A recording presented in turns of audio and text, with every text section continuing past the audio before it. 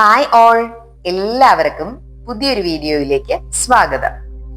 1% rule കൊണ്ട് നമ്മുടെ ജീവിതം മാറ്റാൻ പറ്റുമെന്ന് പറഞ്ഞു. അപ്പൊ എന്തുകൊണ്ടാണ് 90% ആളുകളും ഈ 1% റൂളിനെ പാതി വഴിയിൽ ഉപേക്ഷിക്കുന്നത് എന്ന് നിങ്ങൾ ചിന്തിച്ചിട്ടുണ്ടോ? ഉദാഹരണത്തിന്, ആളുകൾ ജിമ്മിൽ ജോയിൻ ചെയ്യുന്നു. എന്തിനു വേണ്ടിയിട്ടാ?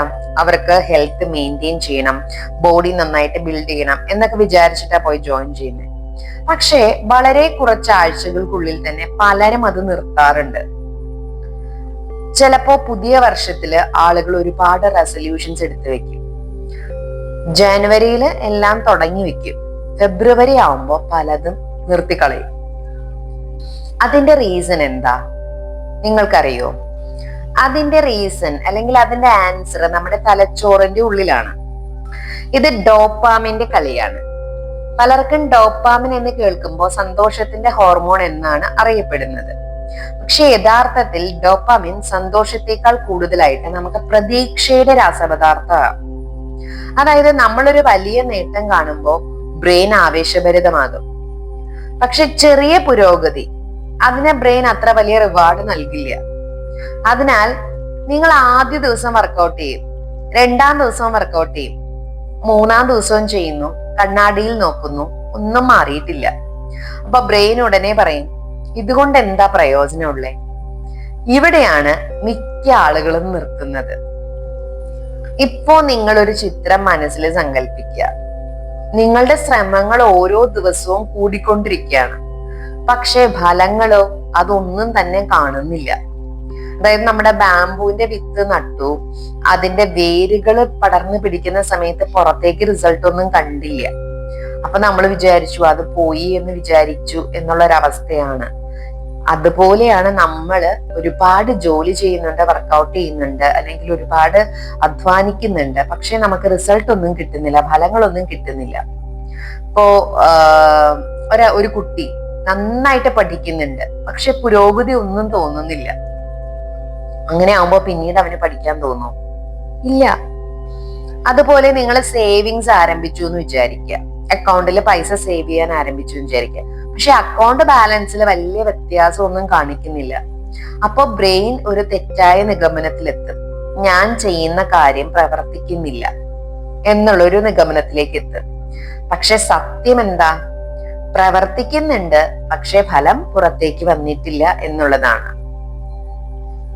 ഇപ്പൊ ചിലര് ചോദിക്കും, സേവിങ്സിൽ നമ്മള് സേവ് ചെയ്ത് കഴിഞ്ഞാൽ പൈസ കൂടി വരില്ലേന്ന്. അതെ, നമ്മള് ചെറിയ എമൗണ്ട് ആണ് സേവ് ചെയ്യുന്നതെങ്കിൽ അക്കൗണ്ടില് ഒറ്റയടിക്ക് പെട്ടെന്ന് വലിയ മാറ്റമൊന്നും കാണില്ല.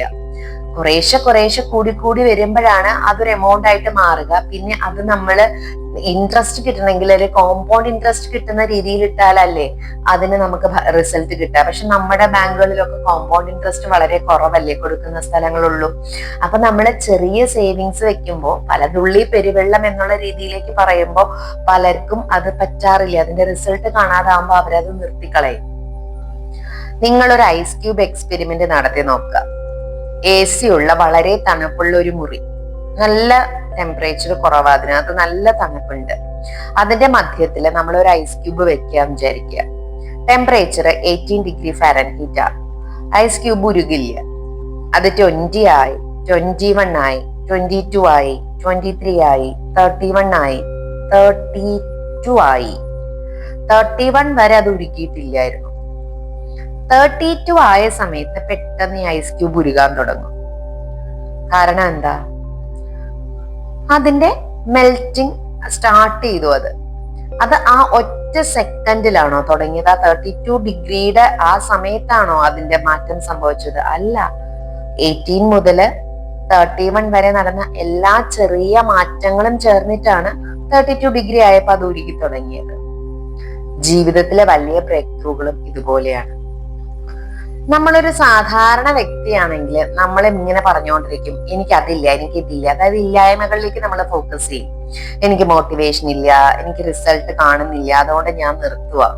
പക്ഷേ സക്സസ്ഫുൾ ആയിട്ടുള്ള, നമ്മുടെ ഈ ലോകത്തിൽ സക്സസ്ഫുൾ ആയിട്ടുള്ള ആളുകൾ എന്താ ചെയ്തിട്ടുണ്ടാവുക? അവര് റിസൾട്ട് വന്നാലും ഇല്ലെങ്കിലും അവരുടെ പ്രയത്നങ്ങൾ അവർ തുടർന്നുകൊണ്ടേയിരിക്കും. കൺസിസ്റ്റൻസി ഉണ്ട് അവർക്ക്. ഇതാണ് വ്യത്യാസം. വിജയികൾക്ക് കൂടുതൽ മോട്ടിവേഷൻ ഉണ്ടെന്നല്ല ഈ പറഞ്ഞതിന്റെ അർത്ഥം. മോട്ടിവേഷൻ ഉണ്ട്, അത് അവരുടെ ഉള്ളിൽ നിന്ന് വരുന്ന മോട്ടിവേഷൻ ആണ്. അപ്പൊ അവര് കൂടുതൽ കാര്യം കൺസിസ്റ്റന്റ് ആയിട്ട് കാര്യങ്ങൾ ചെയ്തുകൊണ്ടിരിക്കും. നമുക്ക് ജീവിതത്തിൽ വിജയിക്കണം എന്നുണ്ടെങ്കിൽ നമുക്ക് കൺസിസ്റ്റൻസി വേണം. അതാണ് വിജയത്തിന്റെ താക്കോൽ എന്ന് പറയാം. ഇനി ചിലരെ നോക്കിക്കോ, അവര് ഗോളുകൾ സെറ്റ് ചെയ്യും. ആ ഗോളുകൾ റീച്ച് ചെയ്യുന്നവരെ അവര് പ്രവർത്തിക്കുകയും ചെയ്യും. പക്ഷെ അതിനുശേഷം അവര് പിന്നെ അവരുടെ പഴയ ജീവിതത്തിലേക്ക് പോകും. ഇവിടെയാണ് യഥാർത്ഥ മാറ്റം നമുക്ക് എവിടെയാ വേണ്ടതെന്ന് നമുക്ക് തിരിച്ചറിയേണ്ടത്. അവിടെയാണ് ഐഡന്റിറ്റി ബേസ്ഡ് ചേഞ്ചിന്റെ ഇമ്പോർട്ടൻസ് നമുക്ക് മനസ്സിലാവുക. യഥാർത്ഥ മാറ്റം നമുക്ക് ഐഡന്റിറ്റി ചേഞ്ച് ചെയ്യുമ്പോഴാണ് തുടങ്ങും. ഇപ്പൊ ബാഡ് ഹാബിറ്റ്സ് ഒക്കെ നിർത്തണം എന്ന് പലർക്കും ആഗ്രഹം ഉണ്ടാവും. പക്ഷെ അവര് എത്ര ശ്രമിച്ചാലും അതിന് പറ്റുന്നില്ല, കാരണം അവർ അഡിക്റ്റഡ് ആണ്. പക്ഷെ ഒരാൾ തീരുമാനം എടുക്കുകയാണ്, ഇല്ല ഇനി മുതൽ ഞാൻ ഇതിലേക്കില്ല എന്നുള്ള രീതിയിൽ തീരുമാനം എടുത്തു കഴിഞ്ഞാൽ, അത് ഉറച്ച തീരുമാനമാണെങ്കിൽ അയാളുടെ ഡിസിഷൻ മേക്കിംഗ് പവർ കൂടുക. അയാൾ ആ 1% മാറ്റം കൊണ്ടുവന്ന് ഫൈനലി അയാൾക്കുടെ ജീവിതത്തില് സ്മോക്കിംഗ് നിർത്താൻ പറ്റും. അതെങ്ങനെയാന്ന് വെച്ചാൽ, ഇപ്പൊ ഇങ്ങനെയുള്ള ആളുകളുടെ അടുത്ത്, ഒരാളുടെ അടുത്ത് ഇപ്പൊ 2 പേരുണ്ട് എന്ന് വിചാരിക്കുക. സ്മോക്കിംഗ് നിർത്താൻ നമ്മളെ 2 പേരുണ്ടെന്ന് വിചാരിക്കുക. ഒരാള് സ്ട്രോങ് ഡിസിഷൻ എടുത്തു കഴിഞ്ഞു, മറ്റേയാള് സ്ട്രോങ് ഡിസിഷൻ അല്ല, പറ്റുമെന്ന് നോക്കാം, ഒരു പരീക്ഷണത്തിന് വേണ്ടി ചെയ്യാണ്. ഈ 2 പേരുടെ അടുത്തും ആദ്യത്തെ ആളുടെ അടുത്ത് നമ്മൾ കൊണ്ടുവന്ന ഒരു സിഗരറ്റ് ഓഫർ ചെയ്യുകയാണെങ്കിൽ അയാൾ പറയും, ഞാൻ സ്മോക്കർ അല്ല, ഞാൻ പുകവലിക്കുന്ന ആളല്ല. അയാൾ അയാളുടെ ഐഡന്റിറ്റി തന്നെ ചേഞ്ച് ചെയ്തു.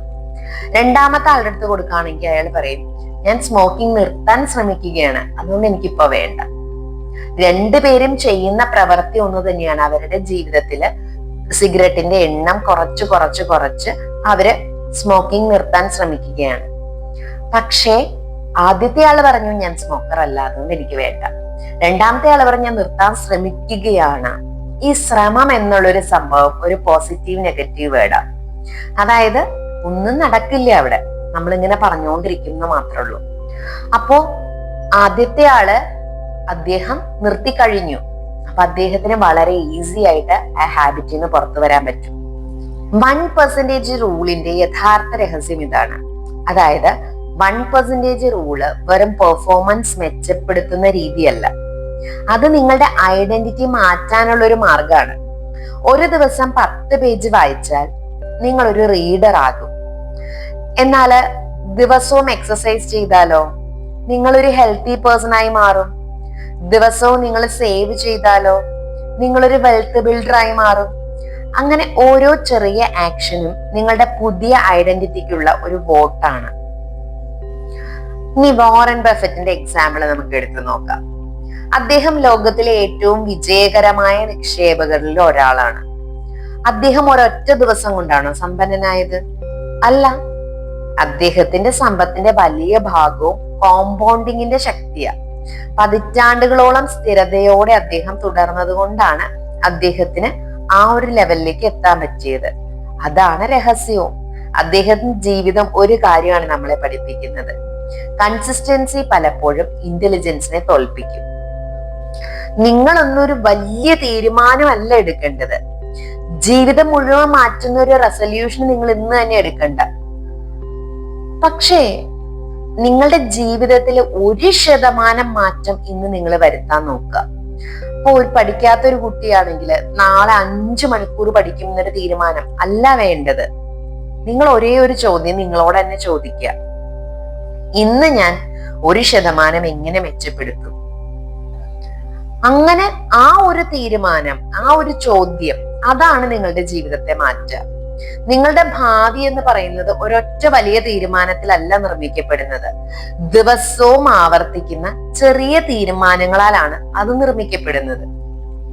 ഇന്ന് നമ്മൾ ചെയ്തതിന്റെ റിസൾട്ട് പ്രത്യേകിച്ചൊന്നും നമുക്ക് കാണാൻ പറ്റില്ല. പക്ഷെ നാളെ അത് എല്ലാവരും കാണുന്ന ഒരു വിജയമായിട്ട് മാറിയിട്ടുണ്ടാവും.